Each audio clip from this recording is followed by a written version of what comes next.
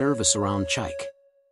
He wasn't sure if he wanted to be friends with him anymore, especially after the danger they'd faced. But Chike didn't seem worried at all. In fact, he greeted Teo with a big grin. "Hey, Teo," Chike called out, walking up to him. "Are you ready for another adventure? I heard about this place on the other side of town." But this time, Teo didn't feel the same excitement. He remembered the crash of the falling ceiling, the shadows, and the panic of being discovered. He shook his head, his voice firm. "No, Chike. I don't want to go on any more adventures like that." Chike looked surprised, almost disappointed. "Why not? It's fun. Don't you want to have a life like mine?" Teo paused, thinking about his mother, father, and the warmth of his own home. He realized that he didn't need all the fancy things Chike had. Yes, Chike's life seemed exciting and full of luxury, but it also came with risks that didn't feel right. "Chike," Teo said slowly, choosing his words carefully, "I thought I wanted a life like yours.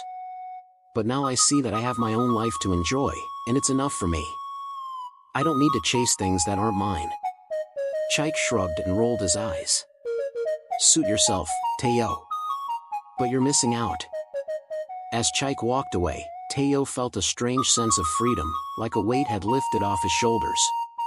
He realized he didn't need to impress anyone or follow anyone's path but his own.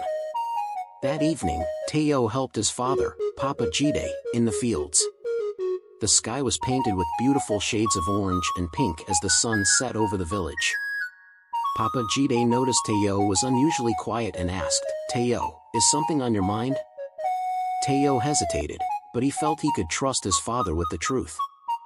"Papa," he began, "I met a boy who has so many things that I thought I wanted. But after being around him, I felt, I don't know, like my life wasn't good enough." Papa Jide nodded thoughtfully, understanding Teo's struggle. He placed a firm, reassuring hand on Teo's shoulder. "My son, there is a saying that goes, a full heart needs no riches, but an empty heart chases them endlessly. We may not have all the shiny things in the world, but we have something more valuable. We have love, honesty, and peace in our family. Those things can't be bought." Teo looked up at his father, a smile slowly forming on his face. He realized his father was right. His family, their values, and the simple life they lived were worth more than all the luxuries in the world. A few weeks later, Teo saw Chike again at school. This time, Chike looked different. He seemed quiet, even a little sad. Teo wondered if something was wrong, but he didn't feel the same sense of awe toward Chike's life anymore.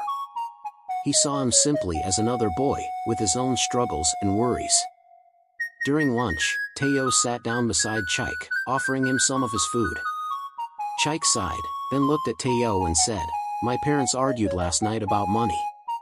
They buy me all these things, but sometimes I think they'd be happier without them.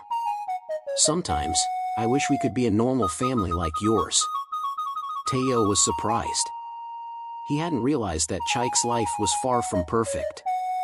In that moment, he felt a new understanding and compassion for his friend. "Chike," Teo said gently, "maybe it's not about what we have, but how much we care for the people in our lives. My family doesn't have much, but we have each other." Chike gave Teo a small, grateful smile.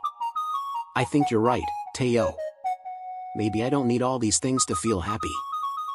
From that day on, Teo and Chike became true friends. They didn't go on risky adventures or try to impress each other anymore. Instead, they enjoyed simple things, playing outside, telling stories, and sharing laughs. Teo no longer felt envy when he looked at Chike. He felt grateful for his own life and the valuable lessons he had learned. Whenever he thought about those moments of danger and envy, he reminded himself of his father's words, "A full heart needs no riches." He understood now that his worth came from within, not from what he owned or how much he had. And so, Teo grew up to be a wise and content young man, always remembering that true happiness could never be bought. It was found in the love, peace, and honesty that filled his heart.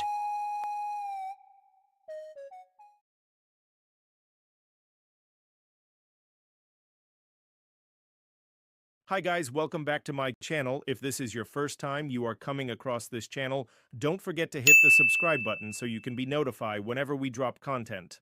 On this channel, we drop meaningful and educational contents back to back.